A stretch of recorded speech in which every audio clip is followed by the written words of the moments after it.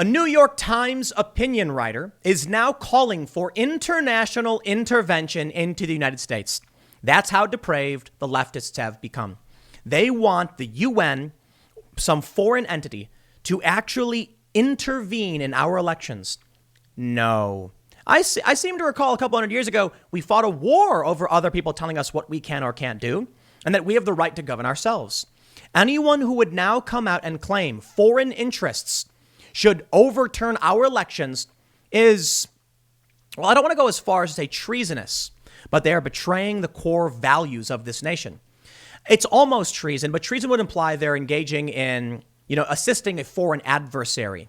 I don't think the UN is an adversary. In fact, we house their headquarters in New York. But could you imagine if they called for foreign military forces to enter our nation? Now, you want to talk about civil war? It's right here, man. Here's a story from the New York Times. They say, the rightful president of Belarus, Svetlana I can't pronounce this, Tikhanovskaya, appeared via video last month before the UN Human Rights Council. Her country's August election, she declared, had been stolen. Despite objections from a representative of the Belarusian government who said she had no right to address the body, Ms. Tikhanovskaya implored the UN to act. Standing up for democratic principles and human rights is not interfering in internal affairs, she insisted. It is a universal question of human dignity. No one knows how Donald Trump's COVID-19 diagnosis will affect his presidential campaign. But before falling ill, he repeatedly suggested that he won't accept the results of the election. Should he lose, in that case, Joe Biden should follow Ms. Tikhanovskaya's example and appeal to the world for help. For many Americans, raised to see the United States as a natural leader of the free world, it may be hard to imagine requesting foreign intervention against tyranny in our own land. But as historians like Gerald Horne and Carol Anderson have detailed, there's a long history of Black Americans doing exactly that. And here we go. They're going to start playing to the Black Lives Matter narrative. They mention from 1854 to 47, Frederick Douglass delivered more than 180 speeches imploring British audiences to intervene against American slavery. After World War I, when Woodrow Wilson unveiled the 14 points that he hoped would structure the post-war world, the National Equal Rights League, led by William Trotter and Ida Wells Barnett, asked the Paris Peace Conference to adopt a 15th, the elimination of civil, political, and judicial distinctions based on race or color in all nations. After World War II, the sociologist W.E.B. Du Bois edited a 94-page pamphlet at the NAACP presented to every ambassador to the new United Nations. Peoples of the world, it declared. I can't read that because this is YouTube. They say, our treatment in America is not merely an internal question of the United States. It is a basic problem of humanity or democracy. He goes on to say blah, blah, blah. Then he mentions, Black Lives Matter. Joe Biden is not W.E.B. Du Bois, let alone Malcolm X, but the party he leads now faces chronic racist disenfranchisement. The more the Democratic Party becomes a vehicle for Black political empowerment, the less its votes counts. Democrats must now win the popular vote by 3, 4, or even 5 points to be assured of winning the Electoral College. They must achieve that margin in the face of a strenuous Republican effort to ensure that many Democratic ballots are not counted. And even if they overcome both of those obstacles, Mr. Trump may still not concede. They also need to overcome the fact that nearly 500,000 ballots in the primary were rejected, and that's because the Democrats, for some reason, were adamant about having mail-in voting, and still are. So who are they overcoming again? Let me explain to you something very simply about the Electoral College. California does not dictate what Idaho does. It's that simple. I love how there's this meme going around where they're like 40 million people in California and 40 million in these 12 states or whatever. It's like, dude, don't live in California then. Just because all of y'all want to cram into these tight, urban centers doesn't mean your state gets to say what other states do. They really don't get it, do they? That we are a constitutional republic of states. And these states were all declaring sovereignty, like 10, 12 years ago or whatever? No longer than that. I think it was like 15 years ago. No. Maybe it was 12 years ago. They started putting out all these messages saying we assert our sovereignty, blah, blah, blah, blah, blah. So they can't secede for the most part. They might try, according to John Podesta, I guess. But Idaho has rights. Ohio has rights. Illinois. Just because California has a lot of people doesn't mean the rest of us have to live the way they want everyone to live. Because we don't live in California. They say, but we live in America. Sure. So your state gets equal weight in many capacities, and then you get more representatives. Congratulations. He goes on to say, That's why Du Bois' appeal to the world remains so relevant. By impeding black votes, and this is the craziest thing, he's going full on racism to encourage international intervention.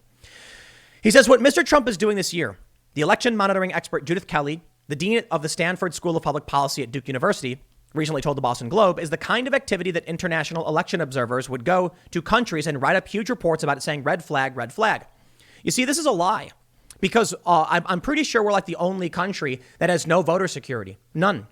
Universal mail-in voting has no chain of custody. We don't know where they came from or where they go or who touched them or why.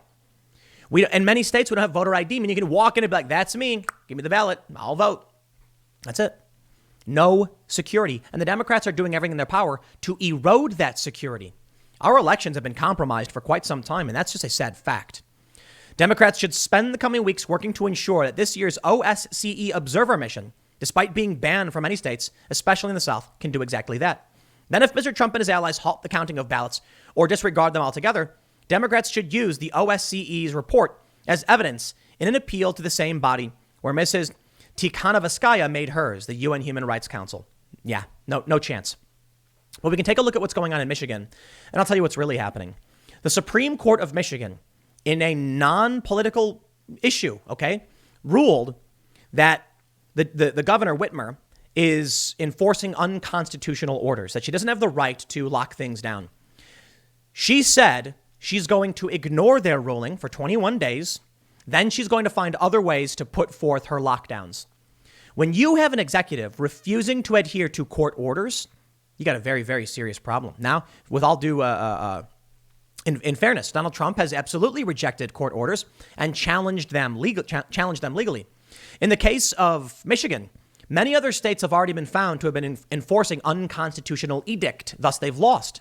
Whitmer isn't saying she's going to challenge this. She's saying, I'm going to wait it out because I have 21 days. Then I'm going to find another way to circumvent this. She's not even going to a hearing to challenge it. That's the problem. You have actual Democrats rejecting the rule of law.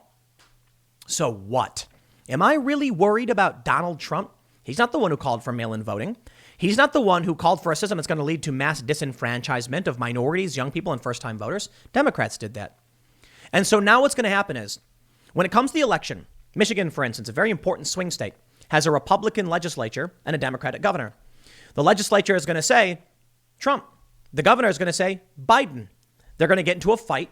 There's going to be battles over polling stations and counting ballots. It's going to go to the court.